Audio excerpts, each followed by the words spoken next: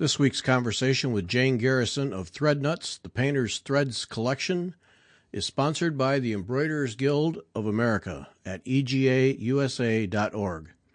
Each month, EGA offers an expansive roster of creative and educational opportunities for needleworkers around the globe. This month, EGA members can register for a lecture on the Plymouth Tapestry with Donna Curtin. Listeners interested in the topic can also read a blog on the EGA website that details 9 embroidered tapestries from around the world. Use the code FiberTalk5, that's FiberTalk and the number 5, all one word, to get a $5 discount on this and any of EGA's virtual lectures, including previous recordings. Learn more at egausa.org. And now our conversation with Jane Garrison. Jane will also be our guest on the Fiber Talk Stitch Hour, August 30 at 8 o'clock p.m. Eastern Time on the Fiber Talk YouTube channel. Mark your calendars so you don't miss our discussion then when we get to look at threads and see how they're used in various projects.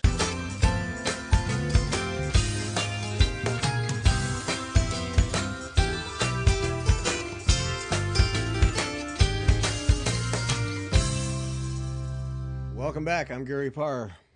And I'm Beth Ellicott. And you are listening to Fiber Talk, the twice weekly podcast for needlework artists. Our artist this week from Thread Nuts is Jane Garrison. Jane, welcome.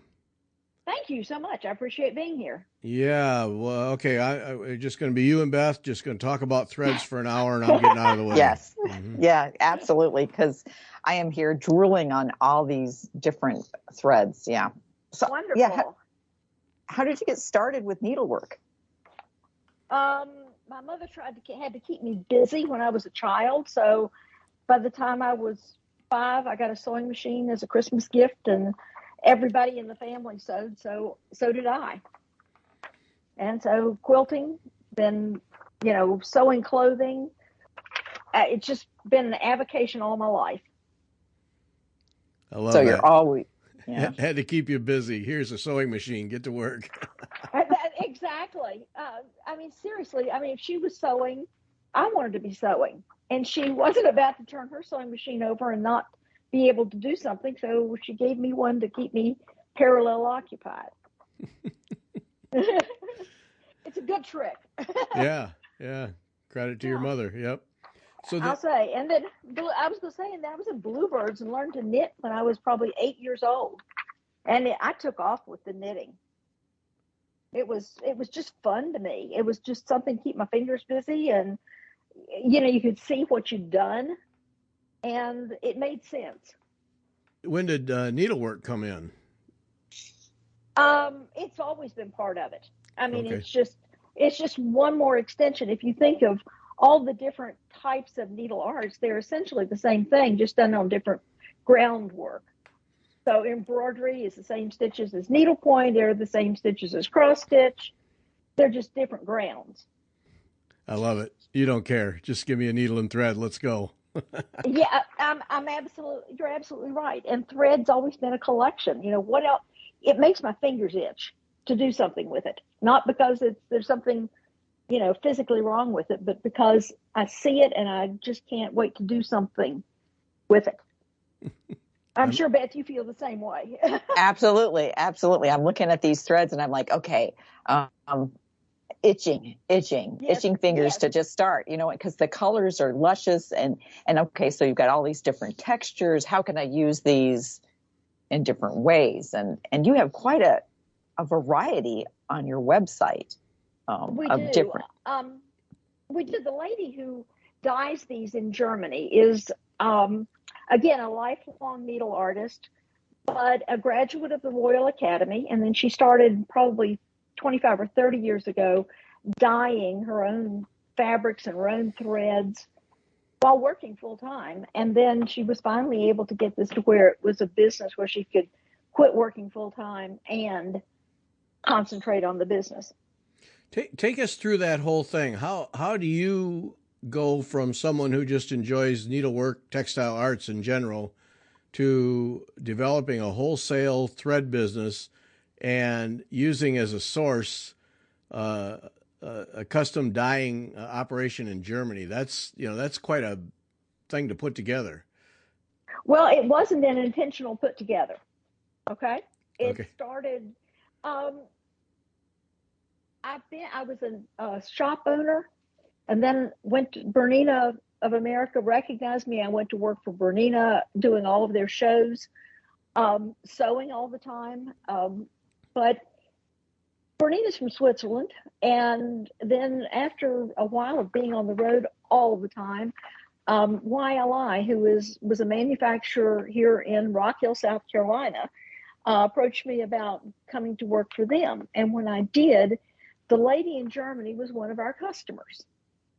I met her. She and her husband came here 2 or 3 years, and we worked together at several needlework shows. And the thread just intrigued me. So YLI distributed it for a few years. And when I decided it was time to get off the road and spend some more time with family and that sort of thing, I approached the owner of YLI about buying out the inventory that he had on stock. And he was a manufacturer. He didn't understand the product, and he was delighted to get rid of it.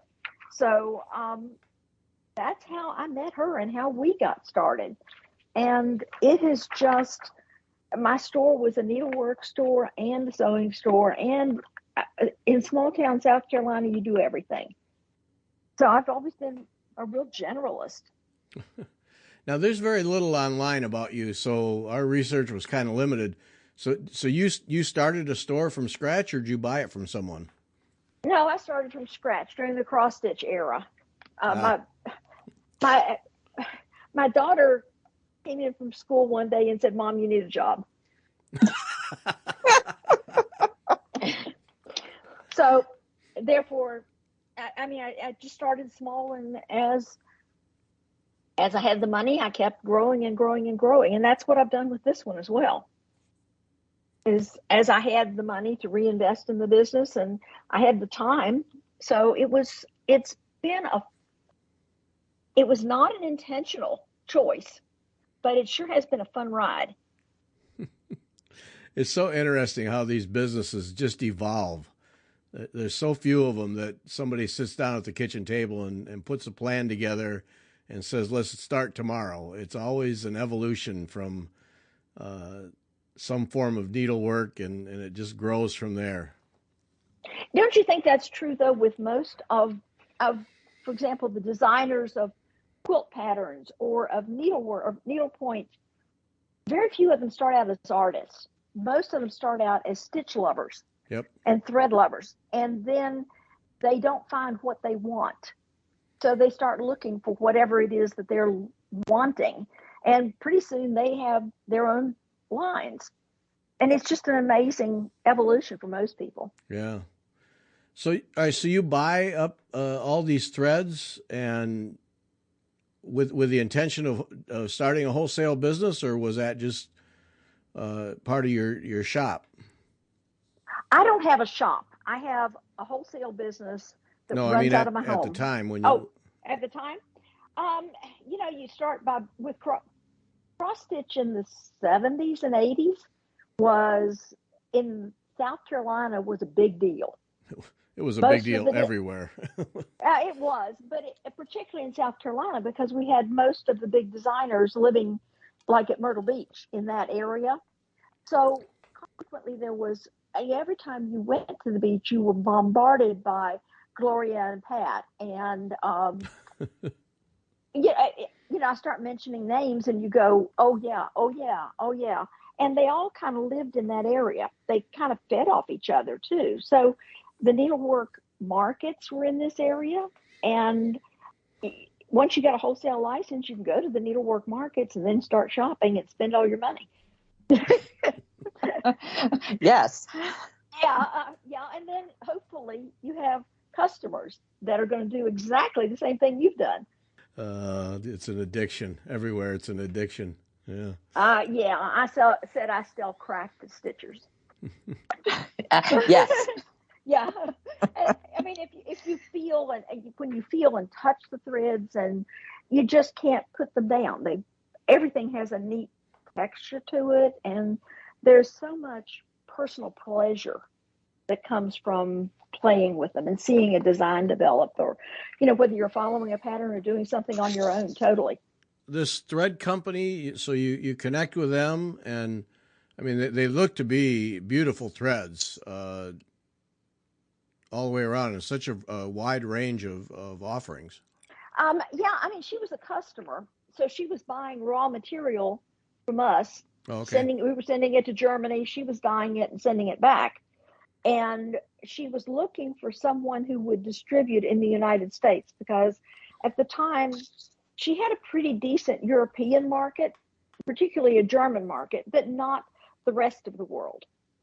And so I had the connections in needlework.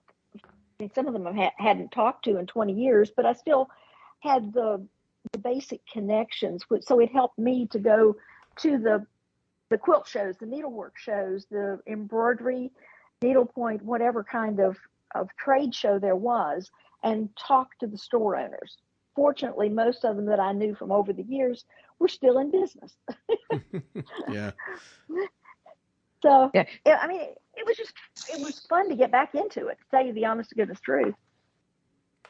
And these threads are because I've seen them. I've seen bits of these lines at places, and my friends and I when we're at places, we're like, oh, look at these, because the artist names like the Kladinsky and the Monet. You look at one and you're like, oh, it does. It looks like a Monet painting. It looks like the colors Klimt would use, and I didn't realize they came in such a wide variety. So like I've seen GIMP, I've seen maybe some of the silk ribbon, but I didn't realize it comes in wool and cotton embroider and all the different textures, which as a needle pointer or even as doing surface embroidery, I'm thinking, oh, I see use for these. Yeah, I mean,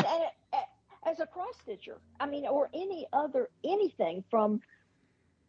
that you put a needle and thread to, these can be used for. Now, some of them obviously are kind of limited by size, but she has cotton, she has cotton, wool, silk, rayon, and then we also have the ground fabric. So we have linen, 28 count linen, that's the Belgian linen.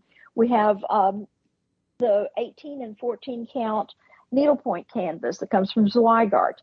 Now, all of these threads for her are sourced in Europe.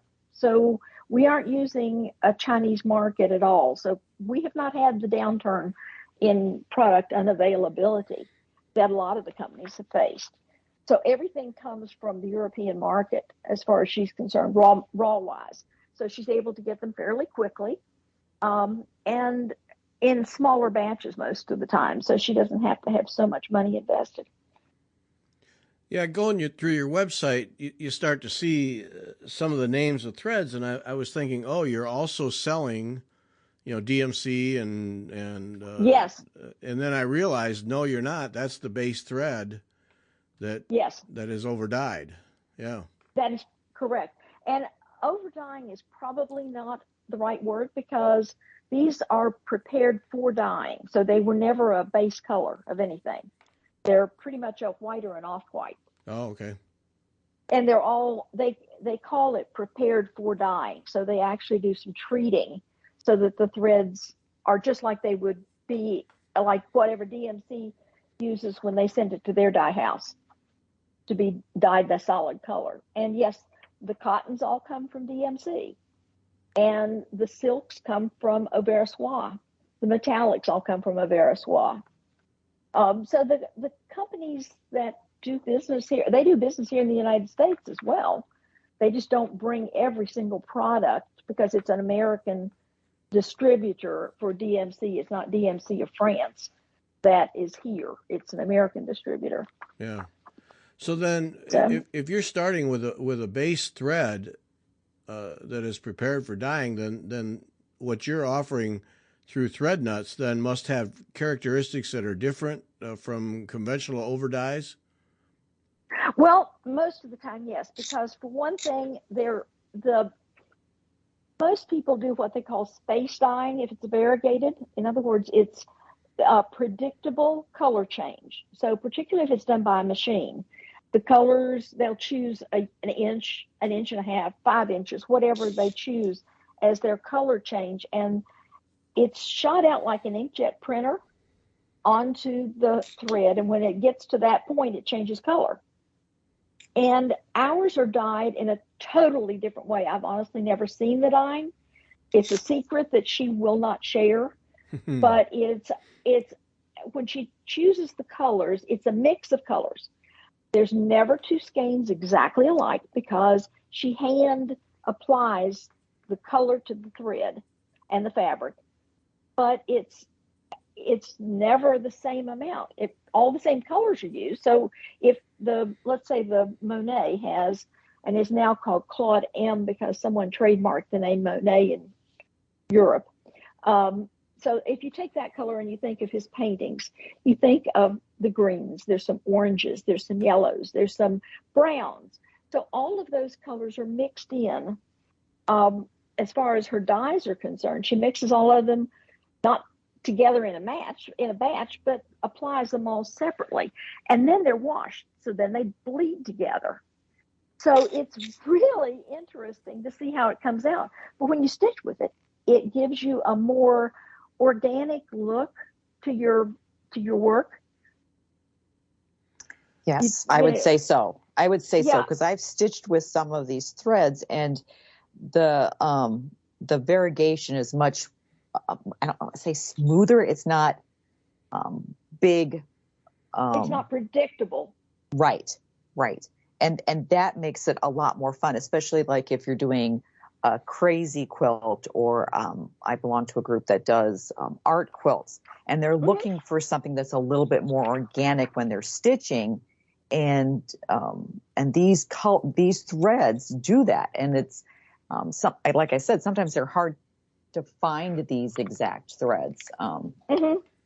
When you're looking for them, you have to really search around to find who's got them, where you can buy them. And we only have 40 colors. So Right. even if you go into a store that has all 40 of them, it doesn't take up much space and you can easily walk past it. Yeah. Right. So, and most stores, I only have in fact, I have one customer that stocks all 50 products. I have a couple that come close, but very few stock everything that we make. Right, because if they're, I get, my guess is because they're like for mainly a cross stitch store, you're not going to necessarily buy the snail trim because there's no reason for them to. They look at it and say, "What are cross stitchers going to do with this?" Sort of thing. In answer to your question, they do use it because they use it as a trim on the outside of ornaments. Right, and it's fantastic. I love it. I'm looking at it and I'm like, oh, and I can see it on a needlepoint project. Right, and a crazy quilt. And sometimes you can see these. Sometimes you can look at them and see them more readily if you look at the pictures I sent you. There's one that has flowers that have little loops on it, and that is the single loop thread or trim that was just stitched down in rows. Right. So there's so many different ways to apply these that the only limitation is your imagination. Right. So because of the way they're dyed then, because, I think of over dyes that I can take any over dye and I can manipulate it to keep, dark to light, or select out a color in the range and use that.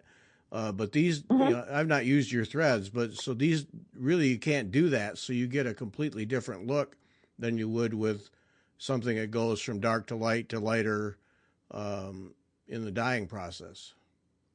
You're absolutely right. And that's why they're so unpredictable, even when I get them in or when I send them out to a store within what would typically be called the same dye lot, because they were all dyed in the same batch at the same time. There's lots of different ways that they're all put together.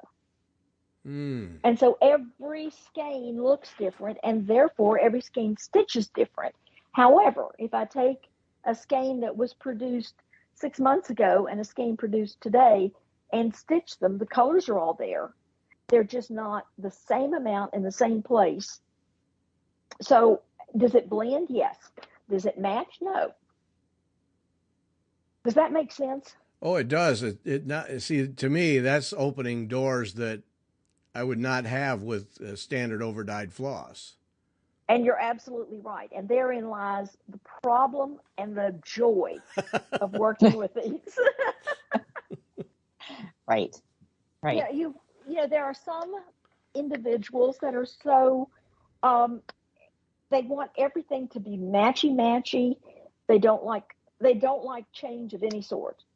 And then there's freestyle stitchers, like I kind of am, that just go wild when I have this opportunity to work with them.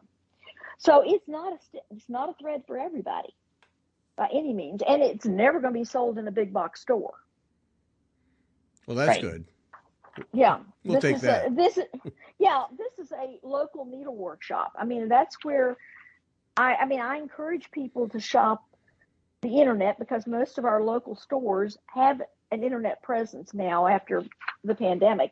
So in fact, many of them get a lot more customers online than they do actually physically come into their stores. So I urge people to go shop those kinds of stores. That I like the ones that you can get into and touch and feel it, because that makes a big difference and see the Right. color versus looking at it on a monitor. Because just because I've got 40 different colors, every single time I photograph them, they're going to look different. Yeah.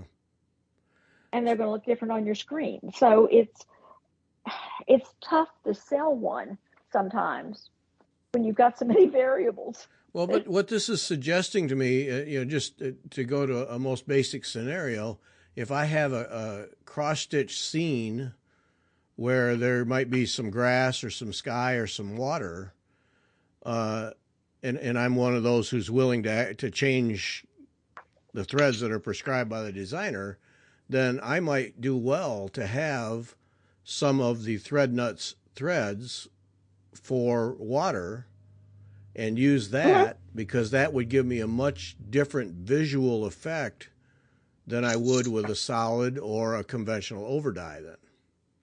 You are absolutely right. Right. Now I have, yeah. Now you gave a couple of what ifs, and that is the customer who loves doing something different would be much better than the customer who is going to follow exactly, right, and can't vary anything or can't see a change. Yeah, and I keep on thinking of those big houses, and I think if you're doing one of those in one of those colors that doesn't have a whole lot of variegation, those would be kind of boring to stitch. But stitching in one of the overdyed flosses you have, not overdyed, but the flosses, I could see that being a lot of fun, and mixing a couple of them so that get the color you want, get the brick looking like bricks, or the siding of a house. Yeah, for cross stitching, you're absolutely right, and it is going to look more natural. I've done what most people would call a wrought iron gate using one color, but it was really cool because that one color changed so often, and it looked more like a natural picture of a wrought iron gate. Yeah, because there was one just the other day, painted canvas people, forever asking, what thread would you use or color for sky? And of course, everybody's got their favorite and their go-to whatevers, but this would give, just looking at the pictures, these of the threads, this would give, in many ways, a more natural sky look. Oh boy! Well, and not just that, but you can use different textures or different Right. Different sizes of thread. And so you can let your background show through. So Right. many times on a painted canvas, for example, they painted the sky blue, but I don't want it to look all one color blue. I want it to look like the sky. So if I use a thread that goes from light blue to dark blue and don't cover every single piece of fiber for my background, it's really cool. It makes it look more like clouds and sky and just the natural way it looks. Right. And then the overdyed metallics too. If you Yes. want sparkle in your water, Yes. then right, it's already there, and you've got a variegation in it too, so you're going to get even more movement and depth, I would guess. You are absolutely right. Yep. You're getting the idea of what's cool about these and why I get so excited about them. Yeah. Well, and I'm looking at the wool, the wool threads, because most of the wools I see are all, they're all solids. Yes. But using some of these in doing crewel embroidery, I mean, how thick is that crewel wool? It's a crewel wool size, a true. If you like the thread that, are you familiar with Bella Lusa? That Yes. That's what. It's the same size as Bella Lusa. Okay. And at one time, it was actually done on the Bella Lusa, but that one became impossible for us to get. Mm. So she was able to find another source in Italy that does a very similar product. Yeah, I mean, I could just really see, just to play with a crewel design and using some of these threads would just be, for the leaves or for the flowers. I mean, or any a Jacobean design. Oh, yeah, I want all of them. Well, see what this is saying to me. How many times have we all gone into a store and just saw some threads that you like the colors and you buy 4 or 5 skeins of different ones. You have absolutely no need for them, no purpose in mind. You just want them. But that's all of us. Yeah. Yes. Yeah, I have stacks of those. But Yes. But in this instance, there would be an actual purpose to making that kind of a purchase, because you would say, these could be used for different effects, no matter what the design or what the stitching technique. And so I should have these, and there may be an instance where a blue replaced with a thread nuts thread would be a better option. In my opinion, yes, that's the way I work. And honestly, I knew you'd like the thinking. Yes, yes. You got the idea. The problem is that unless you buy every single, I can go to my walls of thread. Basically, I have everything set up like a retail store would, because that makes it easier for me to pull when I'm, filling an order for a customer. So I can just go to the wall and say, ooh, that one. And it's not always the same spool. I may use the same color, but it may be a different texture or a different size or something else that I just like the spool. And it works. I'm using my design. I work from a design backwards most of the time. Although I do sometimes design for a particular thread, particularly if it's something new that's coming on the market and I want to show how it's being used, then I'm designing for that thread. But many times I'm working the other direction. Okay. I'm working with somebody else's design and then incorporating my product. Yeah. So talk about that. How you market. This is such a unique niche for threads. How you market that?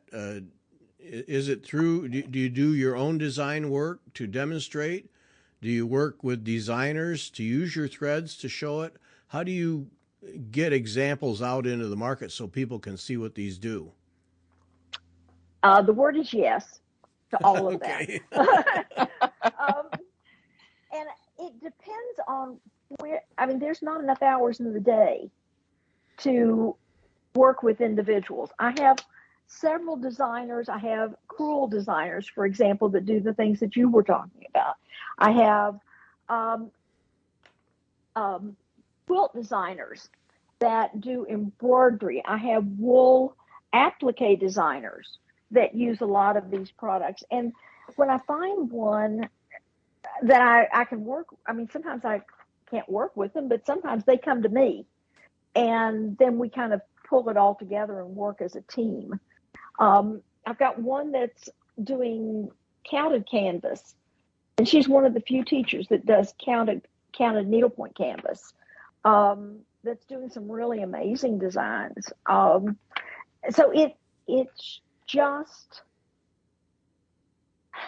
there's just not, as I said, there's just not enough hours in the day to do it all. And because I'm trying to sell through stores, I believe in the retail market personally. I want the stores to succeed because I really think that internet is wonderful if you know exactly what you want. And if you don't know exactly what you want, you need some help getting there sometimes. Mm-hmm. And that's where the storefronts really come into play. And so I do most of my marketing to the wholesale versus the retail business. Yeah, that's because to go to your website, obviously, not obviously, but you can certainly buy, any of us can certainly buy threads from you, but yes. But that's not your primary channel at all. It's wholesale to needlework stores. Correct. Yes. Yeah. And okay. And I'm the North American importer, so I sell to stores in Canada and the U.S. I don't do any retail business in Canada or outside of the U.S. Retail is only inside the U.S. Yeah. But I do try to get people into their local retailer. And these are threads I think that you need to almost to see it, because the colors are so different, than what and the threads are different. It's mm-hmm. That's why I love. It's like, oh, she has a wall of threads. I want to come see her house where her wall of threads is. Oh, maybe I should come visit you. No, but there's something about that, seeing the threads in person, and then it gives you, to me, it makes my mind start thinking of how to use them, because I normally don't buy threads for a purpose. I have them so when I look through my stash and I think, oh yeah, that'll work perfectly for this. But to be able to go to a store and see them would be fantastic. And that's very true. In a perfect world, every store would have walls of thread with all mine on it.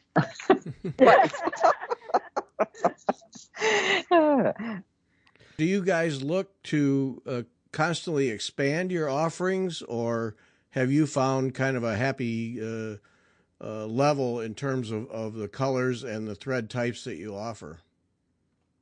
In answer to your question, there are always going to be some changes to product lines, because occasionally we get a fiber that we love and suddenly that source dries up. So we can't get the fiber anymore, or fortunately, pearl cotton, for example, and 6-strand floss is made by a lot of different people. So there are a lot of sources to go through if one doesn't work out to get those kinds of threads. But the other things like the metallics, our metallics have a totally different feel than the metallics made elsewhere. And if that source dried up, I don't know what we'd do. But, that doesn't mean we couldn't get something else, but we're always looking for something new, something different, but we're cautious about how we do it because it's an expensive outlay. Yeah. And she is a family-owned business. It's she, her husband, and her son-in-law that run this business and do all of the work. And we're trying to grow sensibly. Because if you grow exponentially, you can't meet everybody's needs, and you can't gear up overnight to do some of these things. So we are growing. Every year we get more and more customers looking for and using and buying. And there, so far, we haven't found the end, but at some point we may. I doubt it. Those Veriswa, is it a Veriswa metallics? Yes. Yeah, we've had more than one person say how wonderful they are. What is it about them that flexibility or what? They feel like a thread. They don't feel like a metallic. And I think it's the raw material that they use to braid them, most of them are braids. There's one that's 16 individual strands. It's like working with 16 hairs at a time.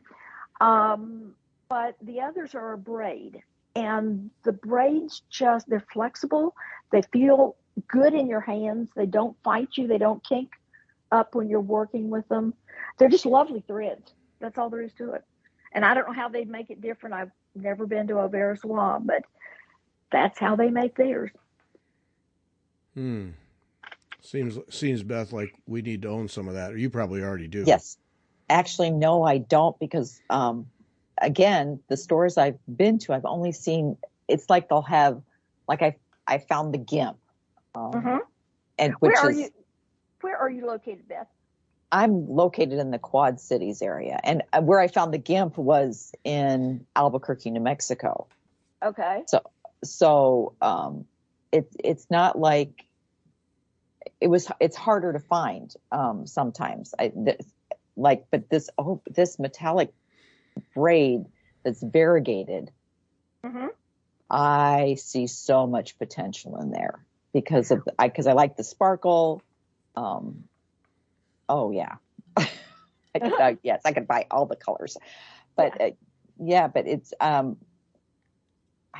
can't think. I haven't seen that. I've never seen that be overdyed like that.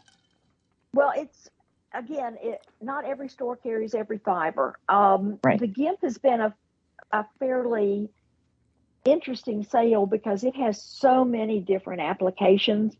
You can stitch with it, you can couch it. You can braid it, so the Kumihimo braiders use it. Oh, really? Oh, yeah. The quilters use it. You can put it on the outside edge of your quilt as a piping by couching it down. You can make designs with it. It's just a cool thread because it's cotton on the inside and rayon wrapped on the outside. So it takes the dye beautifully. And it's got a neat texture to it too. Yes, and it's fun to stitch, and I couched it down. That's how I used it, and I really enjoyed it. But I haven't seen it. I guess that was the only place I saw it was at the Albuquerque shop. Okay. And was that shop a needlepoint shop or a quilt shop? It was the needlepoint shop. Okay. And I can't think of the name. It escapes me at this moment. That's okay. They may or may not buy from me because I have distributors that sell to the needlepoint shops as well. So I don't know all the customers to get it. So it could be any, but it would be a fun place to go look. I've got stores all over the U.S. and Canada that sell these, but it's not a concentration. And by no means does everybody sell it. Yeah. Unfortunately. So, does this all happen out of your home, or do you have a warehouse? Because at some point you got to store all this stuff. Yeah, but it's a pretty small product. Yeah. I mean, a spool is not all that big, and so yes, it is out of my home. I do have a dedicated office. I'm fortunate in that I had a second story that wasn't being used. And that second story has become my office. I outgrew the bedrooms and all on the first floor, and the second story, I went, okay, I'm expanding. So, and I've still got more room. So if I need to, I can go further. Oh, okay. But at this point, I order every week, sometimes twice a week. And so we just get in, we're limited kind of on how much can come at one time without paying duties that are just outrageous. so we limit the size of the boxes and so forth. But the lady in Germany, it's called House of Textile Arts that does all the dyeing, and they're all called painter's threads. It's just my business. It's called Thread Nuts. The thread itself all of them are called painter's threads because they were all named for those 30 different painters. And then the painter's pastels are the additional 10. And supply, even through the pandemic, because of her sources, not really a problem, huh? That's right. The only thing we've had any problem with is she had problem getting boxes because they came from Ukraine. Oh. And so there were some times that she had to find other alternate sources for those. Well, you win on that front. Wow. We really did, and we've had now that could change any moment, but as of right now, we don't have issue. Our biggest issue is the vacations that they take, month-long vacations in France. Yeah. And they shut the plant down. And everybody, everybody's gone. So you have to plan for those things in the whole supply chain, and it's a challenge sometimes.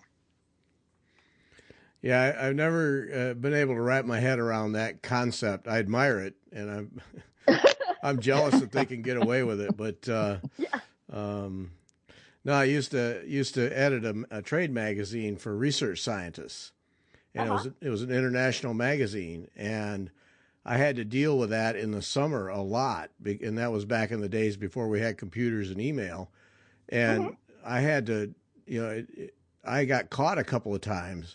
And I had to start planning way, way ahead because they were leaving. Yes. And they don't care who's waiting for something. No.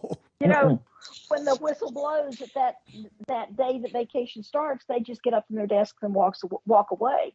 And it is a challenge. Fortunately, she understands it. I understand it. And I've been able to communicate that with most of my customers. And the summer is generally, for needlework, it's a lower sales time than it is. You have your fall getting ready we start with Christmas in July. But the spring and the summer, I used to joke when I had a store that I needed to put in bedding plants because I wouldn't see customers as long as they could put in a garden. Yeah. So talk about your design work. What do you do? Most everything I design is designed to sell something. Okay. Which, if you think about what I do, that's about the only time I have to do anything. I don't get to do the fun. Well, I shouldn't say that. I still get to do the fun stuff, and I enjoy everything that I do.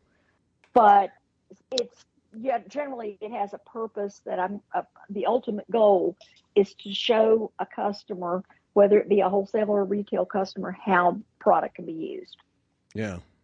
And how innovative. And what techniques do you design?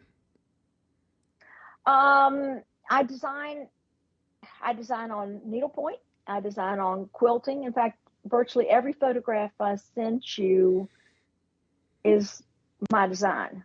Oh, okay. Wow. There's one or two that are not, but the majority of them are. Wow. So they're just all kinds of different things. Beth, the photos she sent are basically the ones that are in the gallery on the website. Oh, okay. So those, oh man. Well, I can't really use other people's work. Right. On the website. I have to use things that are mine. So yes, they are kind of duplicates of what you see on the website, but there are a couple of them that are not up there. Yeah. Because they're stunning, all of them. Mm-hmm. Yes. Thank you. Yeah. All right. So that means I get to ask you about they're like flowers, like loop. That's the one I was speaking of. That's a single loop trim, simply couched down in rows. Oh, because those stop me every time I look through that gallery. Those stop me every time. Oh. Yeah. And I keep thinking, okay, you've got that painted canvas, Gary, of those birds. Yep. Okay, looking through her threads, I'm thinking, I need your canvas. So I can pull threads, because I bet some of those would work spectacularly on that canvas. Jane, that's best way of saying, Gary, you're not working on it. Send it to me. I'll fix it. Believe me, I got that subtle hint right away. Well, you said. It sounds like you're losing it, Gary. I know. This thing's already in the mail. That's right. I'll get it done, Gary. I'll get it done. It's a Laura Birch canvas too, so it's got all those bright colors, and it has some gold in it. Couldn't you see some of those colors on there? Yeah. I mean, just lay it and couch on those long lines. I'm sorry, I need that canvas, Gary. I'll get it done. Send it back to you. I don't ever frame anything anyway. I'm actually working on one of the Laurel Birch piece myself, but it's mostly flowers, just because it was fun to work on. And most of the ones that I do, I go to my local needle workshop and buy a canvas, and then use my threads to make it like I think it's supposed to be. Yeah. Right. So I haven't seen what somebody else has done, but I do find, look, the metallics, if you think of peacocks, that's just if you have a peacock to work on, the tail feathers done with those metallics is just out of this world. The cross stitch ones, because so many of those samplers have those peacocks on them, those kind of stylized.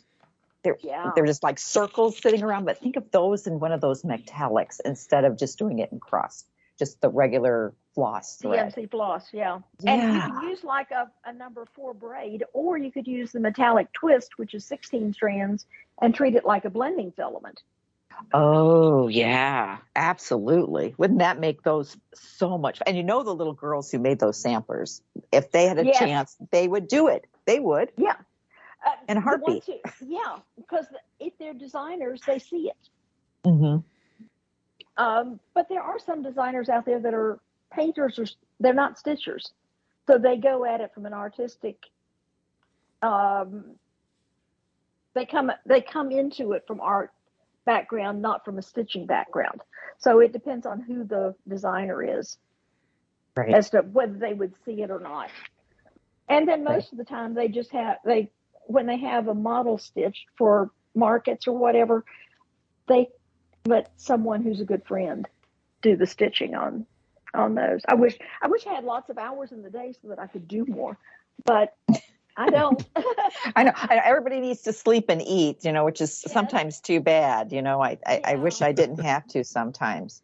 And so in my case, fill orders. Yeah. Right.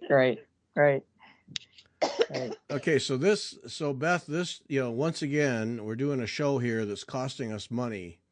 Yes. But in our not one more thing, I think this falls under the we need to purchase some of these threads because we need to do it for the good of the cause as opposed to just That's right. We find a project that absolutely it's just screaming for one of these, and I think your canvas.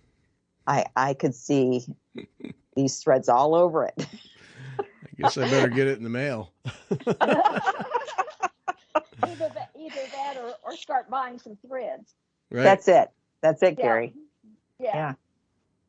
But and some of these, like I'm looking at these braided flosses. I could see doing like a herringbone with them on a crazy quilt, or wool applique is so popular right now. Some of these threads would be just the thicker ones. You don't have to just use, a cotton floss or a pearl. Looking at the crewel wool is gorgeous. Yes. And it blends with your design. So, you're doing blanket stitch that doesn't jump. There's times that you want the design to be the forefront, and there's times you want the thread around the outside to be the forefront. Right. And you can make this blend so that it doesn't jump out at you if you use the wool. It just blends into whatever color you're using so beautifully. And then there's other times that you can use a number 5 pearl cotton and it's going to jump. Right. So, I mean, it depends on what you want to do with it. Right.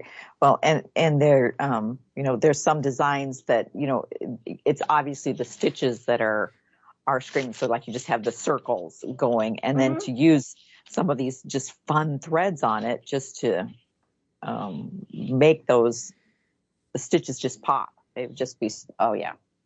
Yeah. 10 years ago, I was breaking arms of needle pointers to do different stitches and not just a tent stitch. And I dream of being able to get the cross stitchers to do the same thing. Yes. I don't know if that's going to be possible, but that's one of my dreams. It's a tall order. That's a tall order. Yeah. Yep, it is. I may not live long enough to see it happen, but I think it will eventually get there. I mean, adding surface embroidered 20 years ago, we didn't think about doing any of that to quilts, and look at it now. Yeah. Right. Yeah. Right. It very much expanded in that area. Yeah. Yeah. So it's everything cycles in needlework, and you just kind of have to figure out where the cycle is going to be. Yeah, I'm working on this cruel piece with wool right now, and now I gotta go take a look. Yeah, I may have to have some other wools. Oh yeah, definitely. Mm-hmm. Yep. Mm-hmm. All right, we've just cost ourselves some money. Beth is in heaven because she's got all kinds of threads to deal with. Yes, that's it. Yeah. So can we pretty much go to any local needlework store and say, hey, can you get threads, and they can get it? The answer is yes. Okay. They can. The minimums for a store are very small. Once they're an established store, it's not like they have to buy thousands of dollars worth of inventory. And I did that for a reason, because I want them to be able to do exactly what you're talking about, where they have one customer that comes in and says, I'm looking for this. Can you get it for me? Yeah. And I want them to be able to say, yes, I can get that for you. Because I want you to be my customer. I want you to come in here. I don't want you to go shopping somewhere else. Right. Well, in the small quantities, that's a huge help to stores, because I've heard more than one store owner, somebody came in for threads and I had to buy 14 skeins of it, and now what am I going to do with the other 12? And yes, and as a store owner, you don't want that. Right. You don't need that inventory to sit around. Yes, and if it's dead inventory, it's not producing anything for you. Right. So having been a store owner was, I think, a big advantage going into this, because I was able to do some things that make it easier for everybody else. Yeah, because you have that understanding. Right. Mm-hmm. Right. Yeah. Right. All right, we need to wrap up here, but I wanted to ask about silk ribbon. I find the whole silk ribbon world fascinating. Are you seeing more people doing that? Yes, it's coming back again. It's one of those that cycled in the 70s and early 80s, and then it kind of waned away, and I'm seeing a resurgence in every aspect of, from quilting to embroidery, surface embroidery, to needlepoint, to cross stitch, another surface embellishment. So the stitches have not changed. We do a 2, a 4, a 7, and a 13 millimeter silk ribbon. So your possibilities are endless there. Except for the fact that I don't have black and white. Okay. Right. And it looks like you're getting there. You're trying to get the Soie de Paris and the Soie 103 in. Is that going to be a new product, or? No, I actually have them in stock. They're just not shown on the website yet. Oh, you have those. Calm down, Beth. Calm down. Easy, Beth. Easy. So, let's say I wanted, because I like the colorways that Klimt comes in. Yes. I could order that. Yes. Oh, that's bad. I didn't need to know that. Yes. I And have the Soie. I have the Soie 103. I have Soie Surfine. I have Soie Oval. Now, the Soie Oval is a special order because I have only maybe 2 customers that ever buy it, because it's such a specialty thread. Do you have Soie Gobelin? Uh-huh. I have Soie Gobelins. I have Soie Perlé. I have one called Soie Americaine that's the equivalent of a size 8 pearl cotton, whereas Soie Perlé is a 12 and Soie Gobelin is a 16. This is bad. Why This did is you tell very me that? This is very bad. Okay. Yeah, I thought this was something coming up, but oh boy. Yeah. Oh no. And we're working on projects with the Soie Gobelin right now, and I love it. And the Soie Paris and the Soie Perlé. I've used them all, and they're beautiful threads. But to get one that's over dyed, Yes. oh, that's bad. That is just so bad. I might be ripping out a project and starting it again. Oh, well, don't do that. There's too much work involved. Do something new. To pick something new, but I have enough new projects. Yeah. I don't know. Plus, you've got Gary's canvas to work on. No, That's right. When yeah, he mails it to me, then that's right. That's right. I'll just wait till he mails that to me, and I'll Yeah. put the threads I need. Mm-hmm. All right. Okay, this is costing me on all fronts. I think we'll wrap it up right here before it gets worse. Mm-hmm. Well, I love talking with you all today, and I really love the fact that you get it. Yeah. You understand the concept, because it's a very different concept than what's the threads that are sold, in general, by the big box stores, even by the independent retailers. They still sell a heck of a lot of DMC. Right. Right. Yeah. So but this is different. It is different, and it gives you a lot more opportunities to make the needlework your own, to really play with it, which is fantastic. So I really do appreciate you offering me the opportunity of explaining it to you and to everybody that listens as to why they're so different. Yeah, we appreciate it too. You've now we've started a little fire here. This is going to be trouble. Yes, mm-hmm. This is going to be trouble. This is going to be big trouble. So you want to just put your credit card on file here? Yes, I think I might have to. It's going to be the easy way. Yep. Yeah. Mm-hmm, mm-hmm. All right, Jane Garrison, Threadnuts, threadnuts.com. Jane, thanks so much. I really enjoyed it. Yeah, thank you. Thanks, Beth. Bye. All right, bye. Thanks to everyone for listening.